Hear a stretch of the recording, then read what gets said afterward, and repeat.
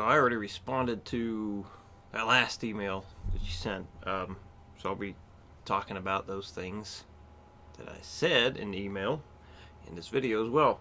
So the first thing I mentioned was you got to pay better attention to the picking direction on this stuff.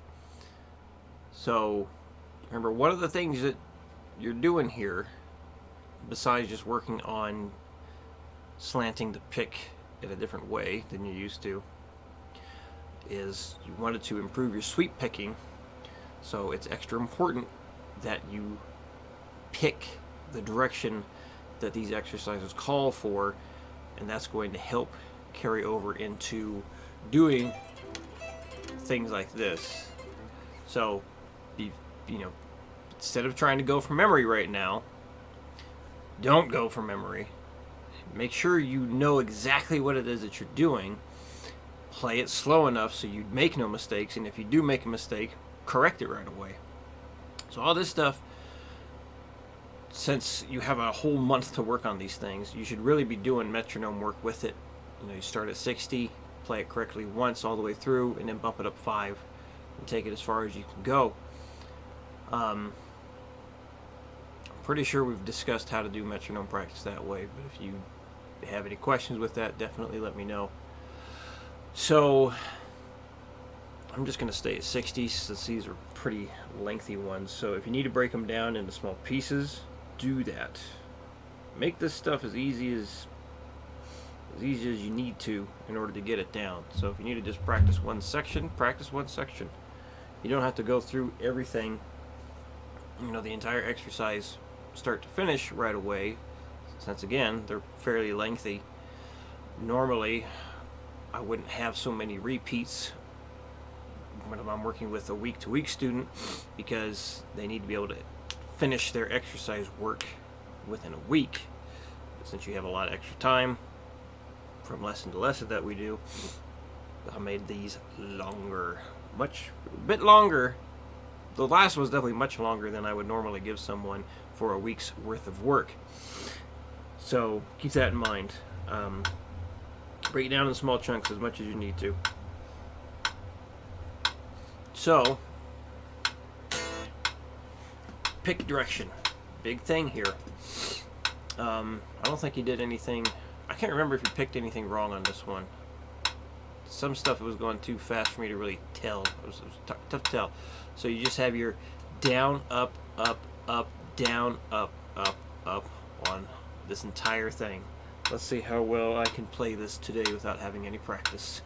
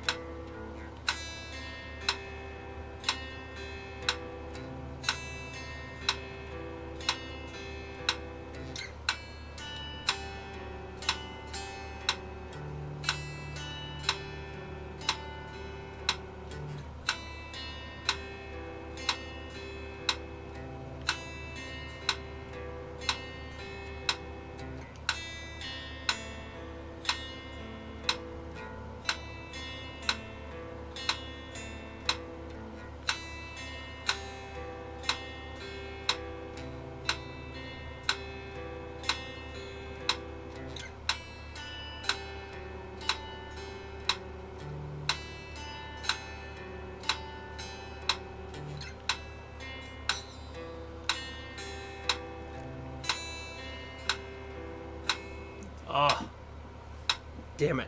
I fucked up. So, I'm going to go through it again. Yeah. Take 2. As long as these exercises are, I'm just like, oh man, I hope I don't keep messing up. This is going to be a long video.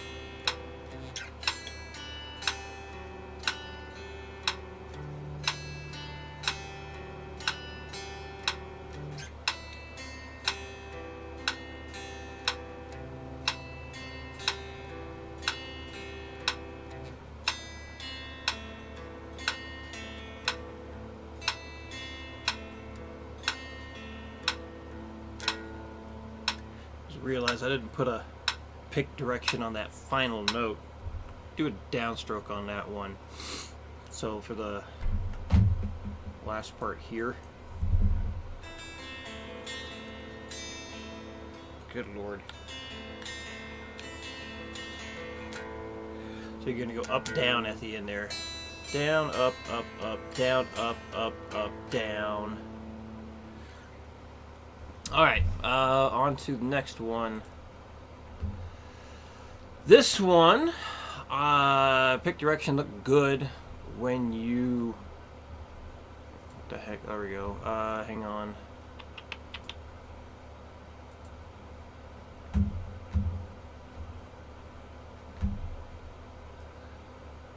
Make this bigger. Pick direction looked good on this one when you did the video. I think the only thing was you just didn't hit the progression 100% correct. The other thing was some of the notes didn't ring out as well as I know you can make them. So all these bar chords will definitely build up some fret hand strength. So when you're working on something like this, if your hand gets too tired to have the notes sound 100% correct, go take a little break, shake your hand out, and then try it again. So this is one of those things where you just gotta give yourself some time with it. You know, give it your best effort. Hold down those bar chords the best you can, as long as you can for something like this. But if you get to that point where the notes just aren't ringing out anymore because you can't hold the bar anymore because your hand is too tired, just give it like a 30-60 second break, maybe 2 minutes if necessary, and then try it again. So, you know, bar chords definitely take a bit of time to really get used to, and I hardly ever use bar chords like this, so my hand will get tired fairly quick whenever I come into playing things like this. So here we go at 60 beats a minute. A little bit behind there.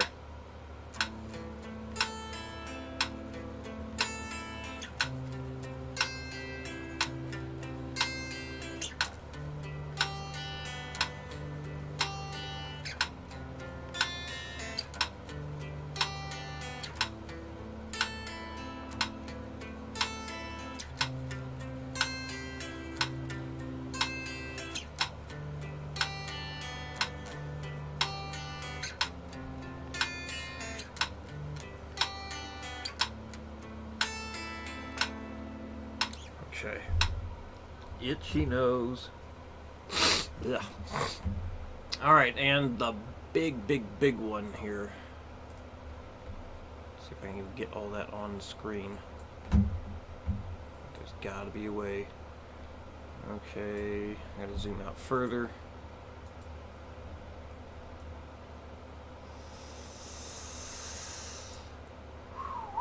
No, not far enough.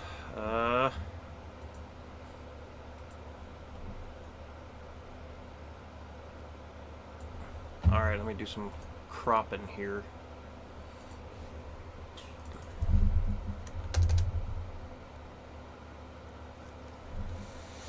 That worked.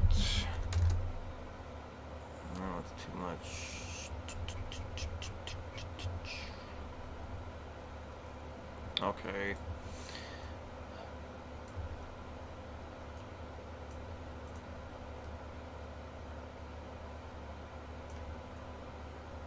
Might be the best I'm going to get this. Okay, so this one, I think pretty much every time you got to the end of one of these chords and you have, when you get to that half note there, you would do 2 upstrokes in a row, which is one of the things I mentioned that you need to pay better attention to improve your sweep picking as best as you can.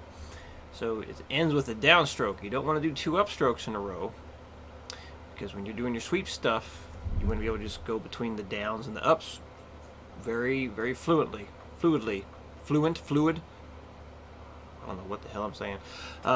Smooth. Yeah, there you go. Smooth. I can say that word well. So yeah, you want to. You can go much faster doing an up down versus up. So even though it's just like 2 notes there. It's just like, you know, you're doing a small alternate picking thing right there.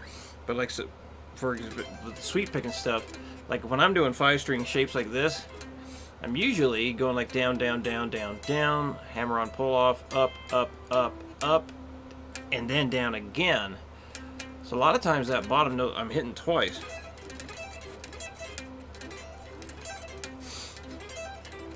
I used to practice it to where I would hit the upstroke, the last upstroke on the A string, so down, down, down, down, down, hammer on pull off, up, up, up, and then go past the A string. So I finish an upstroke on the D string, go past the A string so I can do another down.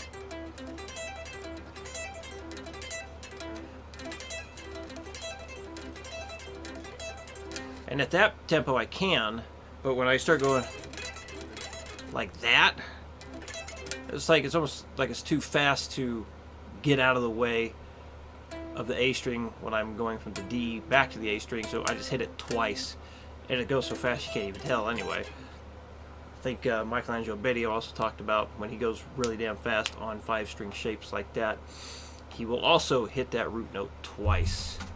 So, yeah, anyway, pick direction. Careful attention to the pick direction here. This is going to be a long one. I really hope I don't blow it, because that ain't going to be an easy one to redo over and over again. Let's see. Let me, so we get the E minor, and we go up to A minor, G, F, G, E minor, A minor, G, F, G, A minor. Oh boy. This is actually a lot of pressure. Here we go. Alright, so yeah, remember you got your down, up, up, up the whole time. Down, up, up, up, down. Not the whole time, what am I saying? So down, up, up, up, down, up, up, up, down, up, up, up, down, down, down, down, down. So basically you have the down, up, up, up 3 times in a row. So there's 1, 2, 3 times. And then all downstrokes up to the top of the chord again. Once you hit that last upstroke, that is the begin, or sorry, once you hit that last downstroke, that begins the down, up, up, up pattern again for 3 times. And then to finish that pattern, downstroke. Downstroke that last note. Okay. Let's see how I do.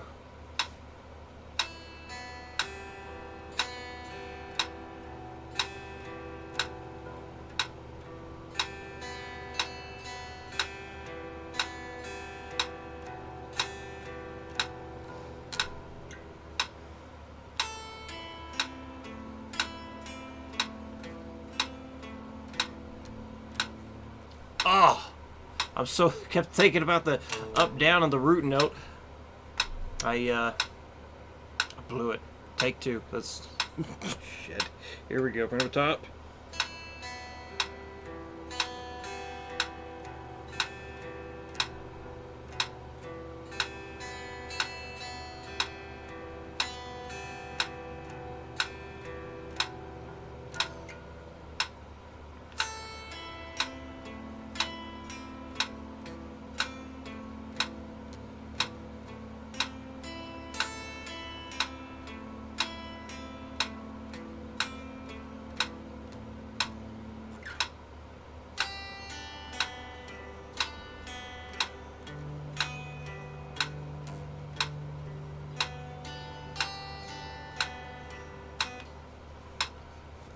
You know, I'm sitting here putting a thought together or something I wanted to tell you after I was done playing this, and because I was thinking about what I want to say when I'm done, I messed up again. Let me just say what I was thinking first. I mentioned earlier in the video of breaking these things down into smaller pieces.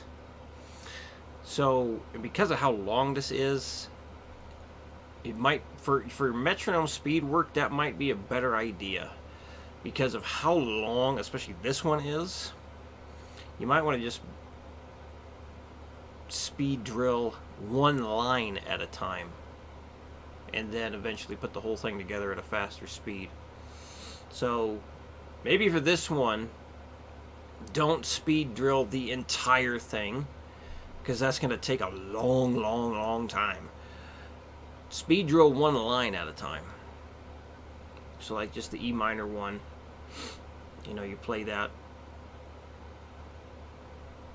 correctly one time at 60 beats a minute, and then you bump it up 5, do it again, keep going until you can't play it correctly anymore. Make sure that, you know, all the notes are sounding correct.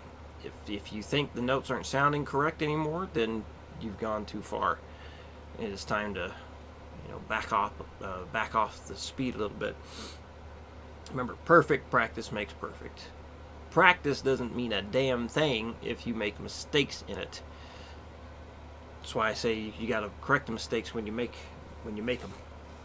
Because if you just play through the exercises and you keep going even though mistakes are made, it's not going to help you that much.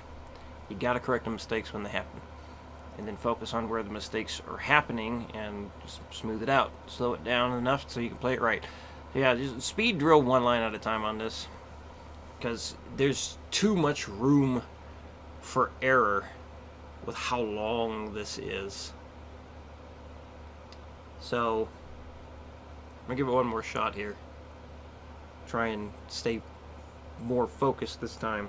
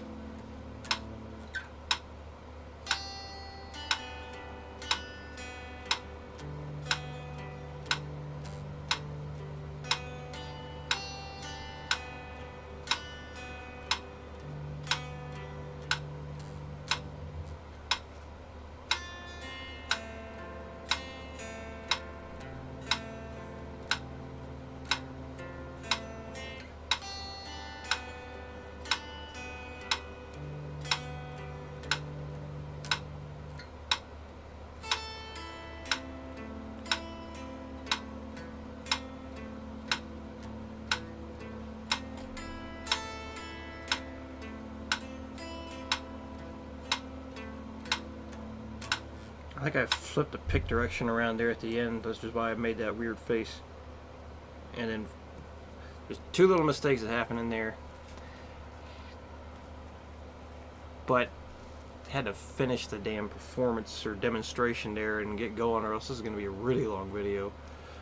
And I don't see much benefit in you watching me screw up and starting over again on something like this. So I think that just shows why it's important to just break this thing down just a line at a time and speed drill it that way. And then, like, once you get the whole thing together, you know, then maybe try it like maybe like 120 after you speed drill the whole thing.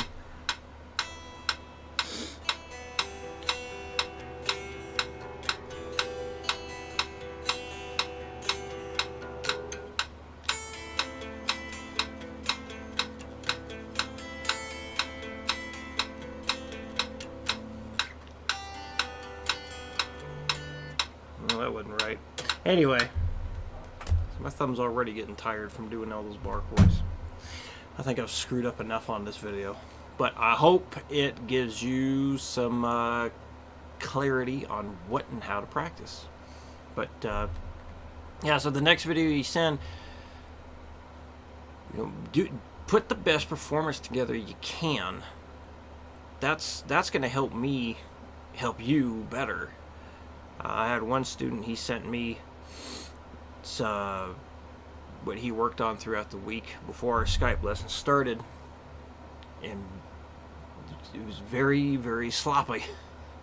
And I asked him, like, well, how good of a performance do you think you did in those videos? And he said, like a 4 out of 10. Yeah, I told him, like, there's really not much I can do. I can't use something like this as a guide on how well you're doing with this stuff. So I'm not saying you didn't do anything anywhere near like that bad. It was just little mistakes here and there. But if you're making mistakes during the performance for something like that, I want you to try correcting it. So send the best possible takes you can on it. That's going to help me help you the best I can. So yeah, if you have any other questions, let me know. Hope the video helps, and I will see you next time.